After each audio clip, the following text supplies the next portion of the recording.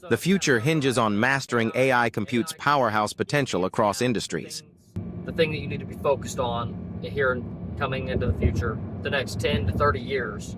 So it's going to be the next generational lifetime thing that people need to understand. AI compute is the number one thing. Owning the compute, and or if somebody rents out the AI compute. But I just don't think, I think you have to own the AI compute. I think that there's just too many fundamental things that have to be controlled at the architecture level of building the system, that you have to actually be the company building the system. Now you'll have other companies like NVIDIA who build some of their own infrastructure and then rents that AI compute out. But I just think there's gonna be a lot of inefficiencies. You know, like if Tesla tried to train FSD on like NVIDIA's compute, I don't even know if it's plausible or how that would work out. But yeah, that's a whole other topic.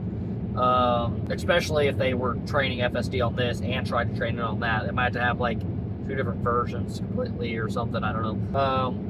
The one other thing I do want to talk about is, you know, they say end-to-end neural nets, and maybe that's just what they do with Optimus as well. However, I just think that with Optimus, there's so many subcategories of things that it's going to be doing, so many tasks that it's going to be doing, that it's highly potential there's different subversions for different things. And somebody might argue that like, yeah, but that's not end-to-end or blah, blah, blah, whatever, right? I agree. However, you might have end-to-end for different Optimuses, meaning this is an electrician Optimus. This is a construction worker Optimus. This is a housekeeper Optimus, right? Why? Well, one, it might be good for Tesla's business model to have them segregated out. So if you wanted different ones, you can't basically have one be a jack of all trades. You like literally have to buy the robot that has that thing, or buy the software version, especially in commercial use.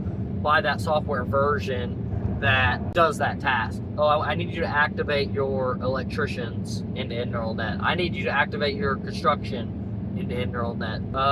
And to relate that back to humans, you have your jack of all trades, and then you have your experts in what it is that they do. So your experts at what it is that they do may be something like an electrician, somebody who's a master electrician, and they literally are an electrician and been an electrician for the past 30, 40 years. That's one person. Whenever you're doing a large scale project, you have plumbers and electricians and architects and all these different skill sets. I'm not saying one humanoid robot physically can't do it, but I think even on a compute level, it won't be able to have the bandwidth to know everything. If I gave you a perfect example, is like, let's just like plug something into Grok right now and ask it something and see how long it takes to come back with a response. Well, it's because Grok is not a dedicated expert, right? If you go in there and have like a dedicated expert electrician, you'd go in there and it would already kind of have archived that like, this is the data that I need to pull from.